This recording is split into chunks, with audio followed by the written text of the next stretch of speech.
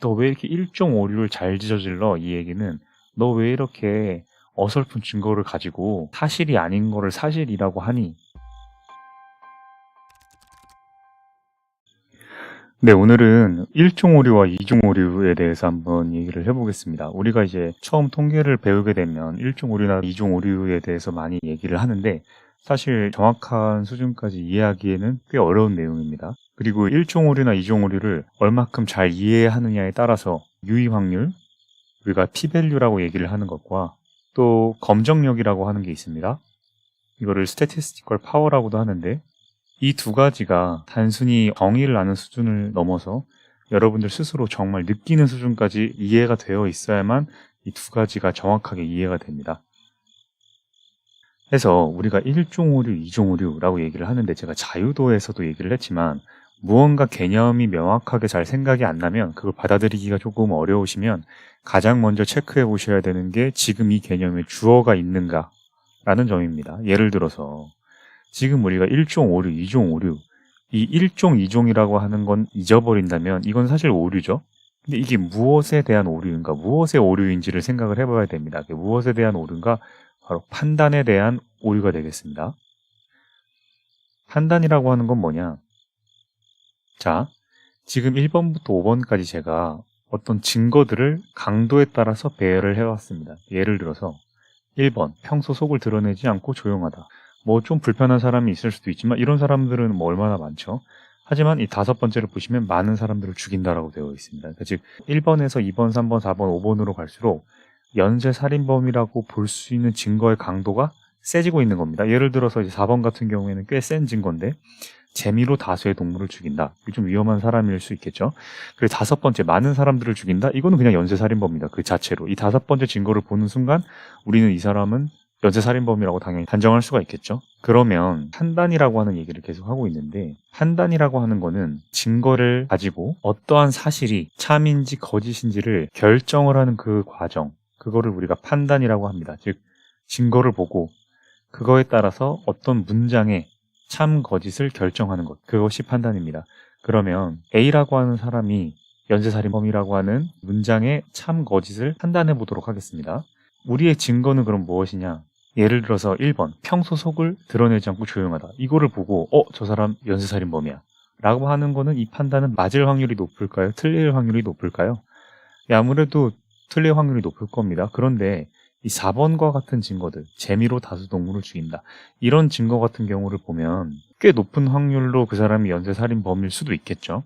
근데 이 3번째 증거가 가장 애매합니다. 거짓말을 잘하고 간혹 감정이 폭발하여 섬뜩한 느낌을 준다. 우리가 과연 이런 증거를 가지고 연쇄살인범인지 맞출 수가 있을까요? 옳은 판단을 내릴 수가 있을까요? 그런데 만약에 우리가 이걸 가지고 맞췄습니다. 우리는 어떤 칭찬을 할 수 있냐? 야, 너 촉이 정말 좋다. 약간 애매한 증거를 가지고 판단을 맞추면 촉이 참 좋다라는 칭찬을 받게 되지만 만약에 틀렸어. 그러면 야, 너 왜 이렇게 헛다리 짚어? 야, 너 왜 이렇게 경솔해? 라는 평가를 받게 되는 거죠. 그런 잘못된 판단을 저지른 거에 대한 타박을 받게 되는 거죠. 그러고 이 4번째 증거를 생각해보죠. 재미로 다수 동물을 죽인다. 누가 봐도 막 고양이를 취미로 막 수십 마리씩 죽여. 모두 그 사람을 의심했죠. 연쇄살인마로. 근데 어떤 사람이 의심을 안 했어. 야, 그래도 아닐 거야 라고 얘기를 했어. 그 사람이 연쇄살인범이 아니라고 판명이 되면 야, 넌 참 신중하다 라고 하는 칭찬을 들을 수가 있겠죠. 근데 알고 보니까 반전 없이 역시 그 사람이 범인이었어. 그럼 옆에 있는 사람들이 이러겠죠. 너 왜 이렇게 둔하니? 너 왜 이렇게 답답해? 우리가 어떤 판단이 맞았을 때는 맞았을 때 받는 칭찬이 있고 틀렸을 때 받는 비난이 있다는 겁니다. 그래서 제가 이거를 좀 더 자세하게 얘기를 하면 A가 재미로 다수의 동물을 죽인다고 하는 거를 우리가 관측했습니다. 이게 우리의 증거입니다. 이 증거를 가지고 판단을 하는데 판단은 둘 중 하나겠죠. A가 연쇄살인마다. A는 연쇄살인마가 아닐 것이다. 그러면 판단은 맞거나 틀리거나 둘 중 하나입니다. 자, 진실은 둘 중 하나입니다. 어떤 진실이냐? 이 사람이 정말 평범한 사람일 수 있어요. 연쇄살인범이 아닐 수 있어. 그리고 진짜 연쇄살인범일 수도 있죠. 그리고 이거에 대해서 우리의 판단도 두 가지가 있을 수 있다. 어떻게? 연쇄살인범이 아니라고. 괜찮은 사람이다. 아니면 정말 연쇄살인범이라고. 그리고 지금 우리는 이 상황에서 이 사람이 동물을 죽이는 그런 모습을 보고 판단을 합니다. 연쇄살인범이 아니라고 판단했습니다. 근데 실제로도 진짜 연쇄살인범이 아니라면 이건 맞는 판단이었겠죠? 근데 나는 연쇄살인범이 아니라고 판단했지만 사실은 연쇄살인범이었어. 그럼 정말 답답한 행동을 한 거예요. 그죠? 그렇게 막 동물들 죽이는 걸 봤는데도 이런 거를 모르니 참 답답하고 둔한 거였죠? 그리고 또 우리는 이 사람을 연쇄살인범이라고 판단할 수도 있어요. 근데 만약에 연쇄살인범이 아니었어. 그럼 우리가 잘못된 판단을 한 거고 그 경우에는 너 왜 이렇게 경솔하냐 라는 평을 받을 수가 있겠죠. 근데 실제로도 우리가 만약에 연쇄살인범인데 연쇄살인범이라는 걸 알아냈으면 이거는 우리가 또 맞는 판단을 한 거죠.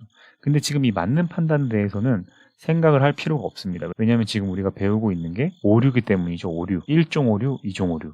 근데 우리가 지금 욕먹은 걸 생각을 해보면 너 왜 이렇게 답답하고 둔하냐 아니면 경솔하냐거든요. 이거를 제가 좀 더 자세하게 말씀을 드리면 1종 오류라고 하는 건 이 증거를 보고 연가설, 이 상황에서 연가설이 뭡니까? 연쇄살인범이 아니다.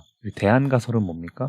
연쇄살인범이다. 근데 우리가 본 증거는 꽤 강도가 있었어. 이 4 정도의 강도를 보고 이건 확실하게 사람을 죽인 건 아니지만 그래도 동물을 죽이는 꽤 끔찍한 일을 저질렀기 때문에 나는 연가설을 기각하고 이 사람이 연쇄살인범이라고 생각을 했어요. 이 경우에 만약에 실제로는 이 사람이 연쇄살인범이 아닌 그런 경우였다면 너 왜 이렇게 헛다리 짚어라는 비난을 할 수가 있겠죠. 그러니까 즉, 너 왜 이렇게 1종 오류를 잘 저질러? 이 얘기는 너 왜 이렇게 어설픈 증거를 가지고 사실이 아닌 거를 사실이라고 하니? 라는 얘기입니다. 그럼 거꾸로 2종 오류는 극단적인 예를 들어서 앞에서 막 사람을 죽이고 있어. 그럼에도 불구하고 아니야. 제가 죽이고 있는 거는 사람이 아닐 거야. 뭐 이런 식으로 말도 안 되는 생각을 하면서 절대 계속 아닐 거라고 연가설을 고집하는 경우. 아주 명확한 증거에도 불구하고 연가설을 계속 고집을 하는 경우를 우리가 2종 오류라고 하는 겁니다. 그래서 너 왜 이렇게 2종 오류를 잘 저지르니? 그러면 너는 왜 이렇게 답답하니? 라는 뜻이 됩니다. 그럼 실제 통계에서는 이게 어떤 식으로 활용이 되냐면 자, T값 같은 경우 4. 굉장히 큰 값이죠. 이게 지금 이해가 안 되시는 분은 제 통계량 영상이라든지 T분포 영상을 꼭 보시길 바랍니다. 자, 4라고 하면 굉장히 큰 값이에요, T. 근데 2종 오류를 저지르는 사람이라면 이걸 보고도 안 큰데? 난 크다고 생각 안 해. 뭐 0.001%도 알 수 없어. 이렇게 얘기를 하는 게 이제 2종 오류를 저지르는 거고 1종 오류는 뭐냐면 T가 한 1.3 정도 돼. 그렇게 큰 값은 아니죠. 크긴 하지만 그렇게 큰 값은 아니죠. 근데 이걸 보고 차이가 있다. 뭐 남녀 간 차이가 있다. 낮은 T를 보고도 차이가 있다라고 생각을 하면 그러니까 즉 낮은 T라고 하는 거는 유입 확률이 높은 건데 0.05가 아니고 뭐 0.07, 0.10 이런 걸 보고도 야 이거는 뭔가 의미가 있다. 이거는 뭔가 다른 거다. 이렇게 해버리는 사람을 우리가 1종 오류를 저지르는 사람, 성급하고 조심성 없는 사람이라고 얘기를 합니다. 근데 이거를 왜 1종, 2종 이렇게 했냐면 과학에서는 신중하지 못한 거에 대한 페널티를 굉장히 크게 줍니다. 그러니까 차라리 답답한 게 낫지 신중하지 못한 거에 대해서는 아주 잘못된 거라고 생각을 하기 때문에 신중하지 못한 것을 1종 오류, 그리고 너무 신중해서 답답한 것들을 우리가 2종 오류라고 이름을 붙입니다. 그래서 보시면 이 문장이 말이 안 되는 문장이잖아요. 신중해지고 동시에 촉이 좋아져.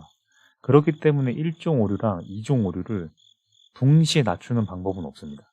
그러니까 즉 1종 오류를 내가 낮추고 싶게 되면 자연스럽게 2종 오류는 증가하게 되고 또 2종 오류를 낮추고 싶으면 1종 오류가 증가하게 됩니다. 물론 샘플 수를 증가시키면 이 두 개가 동시에 낮아지는데 샘플 수를 고정시킨 상태에서 1종 오류를 내리면 2종 오류는 올라가고 또 2종 오류를 내리면 1종 오류는 올라가게 됩니다. 그러니까 이런 식으로 1종 오류와 2종 오류를 좀 감각적으로 이해를 하시게 되면 후에 우리가 배울 여러 가지 통계 기법들의 결과를 해석할 때 훨씬 더 감각적으로 이해를 하실 수 있을 겁니다.